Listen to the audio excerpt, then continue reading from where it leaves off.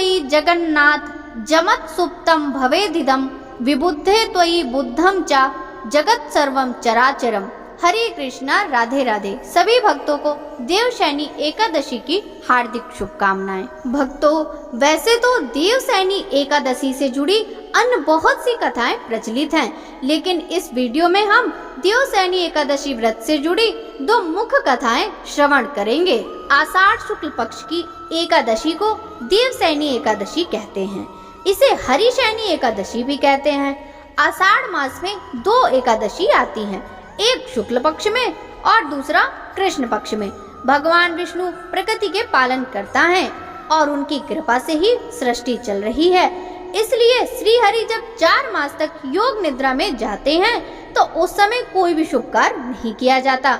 चातुर्मास के दौरान सभी धाम ब्रज में आ जाते हैं, इसलिए इस दौरान ब्रज की यात्रा बहुत शुभकारी होती है।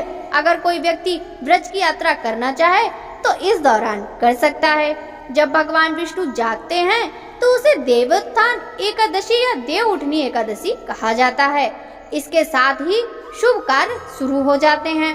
शास्त्रों के अनुसार आषाढ़ मास के शुक्ल पक्ष की देवशयनी एकादशी के दिन भगवान विष्णु 4 महीने की योग निद्रा में चले जाते हैं और कार्तिक मास के शुक्ल पक्ष की देव प्रबोधनी एकादशी के दिन जागते हैं।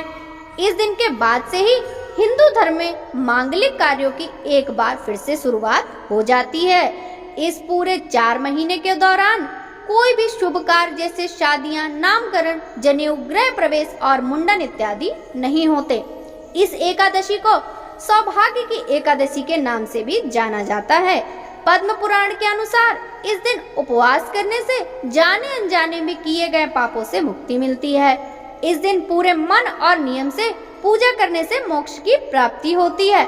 ब्रह्मवैवर्त पुराण के अनुसार देवशयनी एकादशी का व्रत करने से सभी मनोकामनाएं पूर्ण होती हैं। वामन पुराण के अनुसार असुरों के राजा बलि ने अपने बल और पराक्रम से तीनों लोकों पर अधिकार कर लिया था। राजा बलि की आधिपत्य को देखकर इंद्रदेव और अन्य देवता घबरा गए और भगवान विष्णु की शरण में गए और उनसे मदद की प्रार्थना की। देवताओं की पुकार सुनकर भगवान विष्णु ने वामन का रूप धारण किया और राजा बलि से भिक्षा मांगने चले गए। भगवान वामन ने राजा बलि से 3 पग भूमि मांगी। पहले और दूसरे चरण में वामन भगवान ने पृथ्वी और आकाश को नापा। अब तीसरा कदम रखने के लिए कुछ नहीं बचा था, इसलिए राजा बलि ने भगवान विष्णु से तीसरा कदम अपने सिर पर रखने को कहा। भगवान वामन ने वैसा ही किया। इस तरह देवताओं की चिंता समाप्त हो गई और राजा बलि की दान पुण्य से भगवान विष्णु बहुत प्रसन्न हुए। तब उन्होंने राजा बलि से वरदान मांगने को कहा, तो बलि ने उनसे पाताल लोक में बसने का वरदान मांगा। यज्ञ की इच्छा पूरी करने के लिए भगवान को पाताल लोक जाना पड़ा। भगवान विष्णु के पाताल जाने के बाद सभी देवतागण और माता लक्ष्मी चिंतित हो गए। अपने पति भगवान विष्णु को वापस लाने के लिए माता लक्ष्मी एक गरीब महिला के रूप में राजा बलि के पास पहुंची और उन्होंने अपने भाई के रूप में राखी बांधी। बदले में उसने भगवान विष्णु को पाताल लोक से वापस लाने का वचन लिया। पाताल लोक से विदा लेते हुए भगवान विष्णु ने राजा बलि को वरदान दिया कि वह आषाढ़ शुक्ल पक्ष की एकादशी से कार्तिक शुक्ल पक्ष की एकादशी तक पाताल लोक में निवास करेंगे। पाताल लोक में उनके प्रवास की इस अवधि को योग निद्रा माना जाता है। बोलिए श्री हरि विष्णु भगवान की जय। धर्मराज युधिष्ठिर ने कहा, हे केशव, आषाढ़ शुक्ल एकादशी का क्या नाम है? इस व्रत के करने की क्या विधि है और किस देवता का पूजन किया जाता है? श्री कृष्ण कहने लगे कि हे युधिष्ठिर, जिस कथा को ब्रह्मा जी ने नारद जी से कहा था वही मैं तुमसे कहता हूँ। एक बार देवर्षि नारद जी ने ब्रह्मा जी से इस एकादशी के विषय में जानने की उत्सुकता प्रकट की। तब ब्रह्मा जी ने उन्हें बताया, सतयुग में मानधाता नामक एक चक्रवर्ती राजा राज्य करते थे। उनके राज्य में प्रजा बहुत सुखी थी, किंतु भविष्य में क्या हो जाए ये कोई नहीं जानता। अतः वे भी इस बात से अनभिज्ञ थे। उनके राज्य में शीघ्र ही भयंकर अकाल पड़ने वाला है। उनके राज्य में पूरे 3 वर्ष तक वर्षा न होने के कारण भयंकर अकाल पड़ा। इस अकाल से चारों ओर त्राही त्राही मच गई। धर्म पक्ष के यज्ञ, हवन, पिंडदान, कथा, व्रत आदि में कमी हो गई। जब मुसीबत पड़ी तो धार्मिक कार्यों में प्राणियों की रुचि कहाँ रह जाती है। प्रजा ने राजा के पास जाकर अपनी वेदना की दुहाई दी। राजा तो इस स्थिति को लेकर पहले ही दुखी थे। वे सोचने लगे कि आखिर मैंने ऐसा कौन सा पाप कर्म किया है जिसका दंड मुझे इस रूप में मिल रहा है। फिर इस कष्ट से मुक्ति पाने का कोई साधन करने के उद्देश्य से राजा सेना को लेकर जंगल की ओर चल दिए।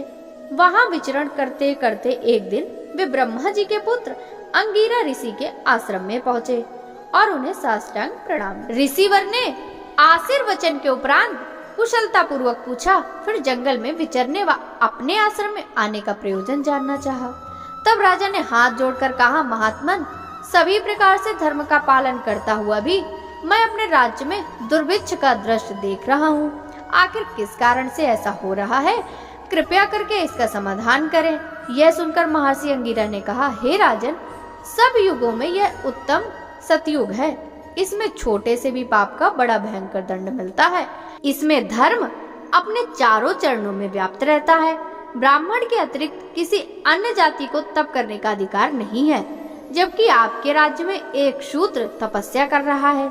यही कारण है कि आपके राज्य में वर्षा नहीं हो रही। जब तक वह काल को प्राप्त नहीं होगा तब तक यह दुर्भिक्ष शांत नहीं होगा। दुर्भिक्ष की शांति उसे मारने से ही संभव है, किंतु राजा का हृदय एक नरपराध शूद्र तपस्वी का समन करने को तैयार नहीं हुआ। उन्होंने कहा, हे देव, मैं उस निरपराध को मार दूं, यह बात मेरा मन स्वीकार नहीं कर रहा। आप कृपा करके कोई और उपाय बताएं। महर्षि अंगिरा ने बताया, आषाढ़ माह के शुक्ल पक्ष की एकादशी का व्रत करें। इस व्रत के प्रभाव से अवश्य ही वर्षा होगी। राजा अपने राज्य राजधानी की ओर लौट आए। चारों वर्णों सहित पद्मा एकादशी का विधि पूर्वक व्रत किया। व्रत के प्रभाव से उनके राज्य में मूसलाधार वर्षा हुई और पूरा राज्य धन दान से परिपूर्ण हो गया। बोलिए श्री हरि विष्णु भगवान की जय, श्री कृष्ण भगवान की जय। ओम जय एकादशी माता, जय एकादशी माता, विष्णु पूजा व्रत को धारण कर शक्ति मुक्ति पाता। ओम जय एकादशी माता, तेरे नाम गिनाऊं देवी, भक्ति प्रदान करनी, गढ़ गौरव की देनी, माता शस्त्रों में वरनी।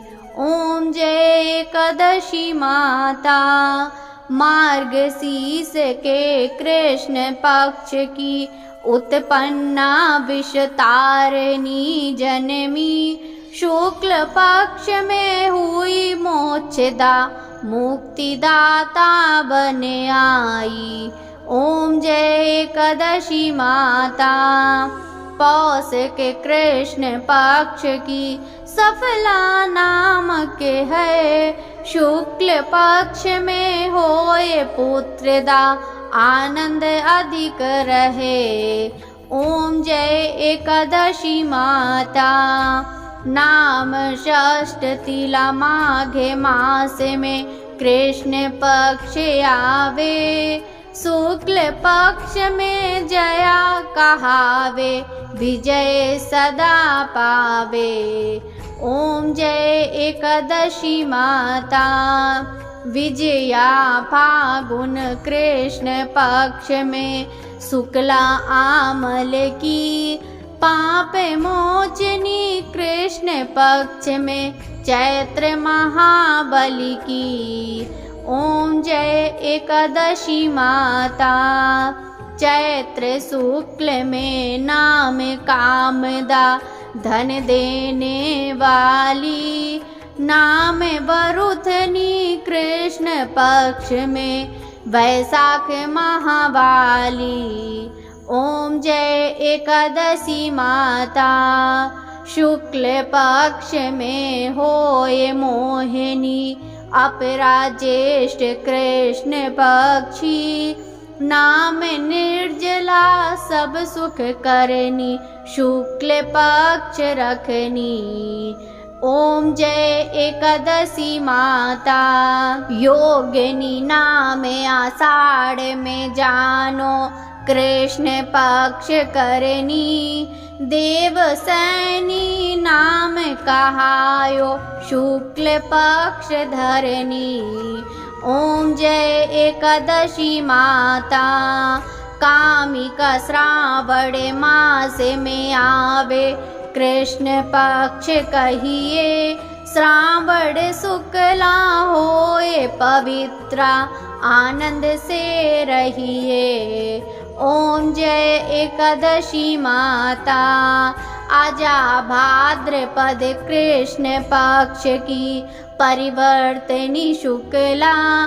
इंद्रा आश्विन कृष्ण पक्ष में व्रत से भव सागर निकला। ओम जय एकादशी माता। पापा कुंशा शुक्ल पक्ष में आप हरनिहारी। रमा मास कार्तिक में आवे, सुखदायक भारी। ओम जय एकादशी माता। देवोत्थानी शुक्ल पक्ष की दुख नाशक मैया। पावन मास में करूँ विनती, पार करो नैया। ओम जय एकादशी माता। परमा कृष्ण पक्ष में होती, जन मंगल करनी। शुक्ल मास में होए पद्मिनी, दुख दारिद्र हरनी। ओम जय एकादशी माता। जो कोई आरती एकादशी की भक्ति सहित गावे, जन गुरुदिता स्वर्ग का वासा निश्चय वह पावे। ओम जय एकादशी माता। जय एकादशी माता। बोलिए एकादशी माता की जय।